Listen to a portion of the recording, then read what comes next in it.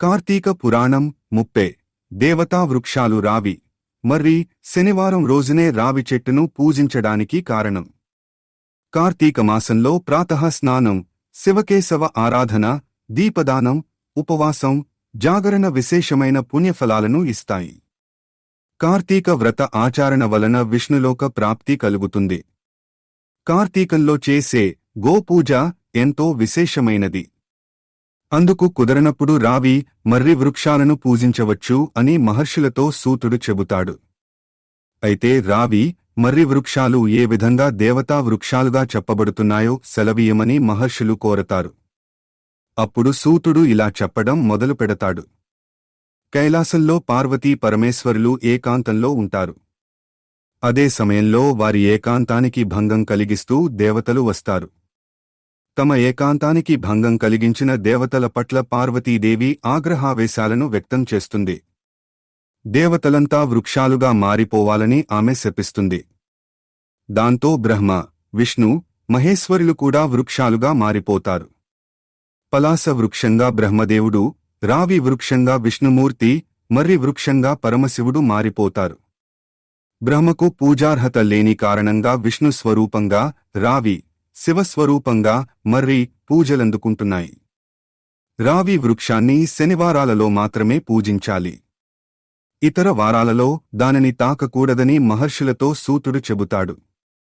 రావి చెట్టును ఒక్క శనివారం రోజున మాత్రమే పూజించాలి.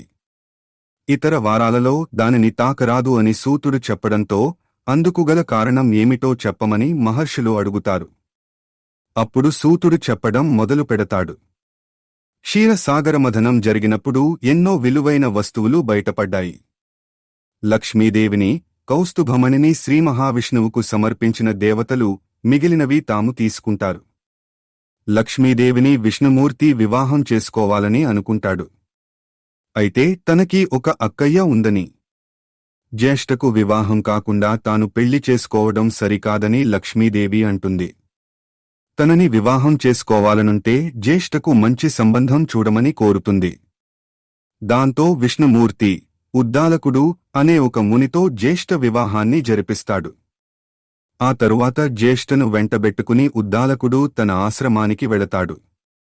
ఆశ్రమం లోపలికి రాకుండా జ్యేష్ఠ ఏడుపు మొదలు పెడుతుంది. ఆమె ఎందుకు ఏడుస్తున్నది అర్థం కాకపోవడంతో విషయమేమిటని అడుగుతాడు. అనునిత్యం వేదాలు వినిపించే చోటున, యజ్ఞయాగాలు జరిగే చోటున, గురువులు, పితృదేవతలు పూజించబడే చోటున ఉండటం తనకి ఎంతమాత్రం ఇష్టం ఉండదని జ్యేష్ఠ చెబుతుంది.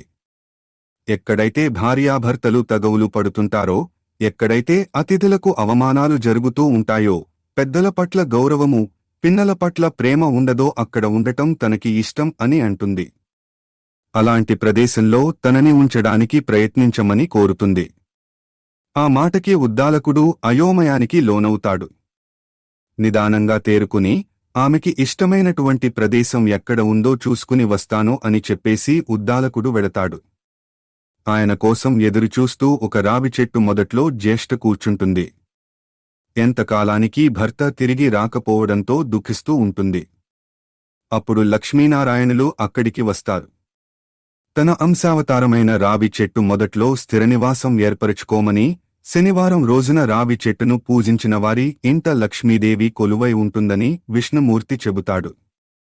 అందువల్లనే రావి చెట్టును శనివారాల్లో మాత్రమే పూజించాలని ఋషులతో సూతుడు చెబుతాడు.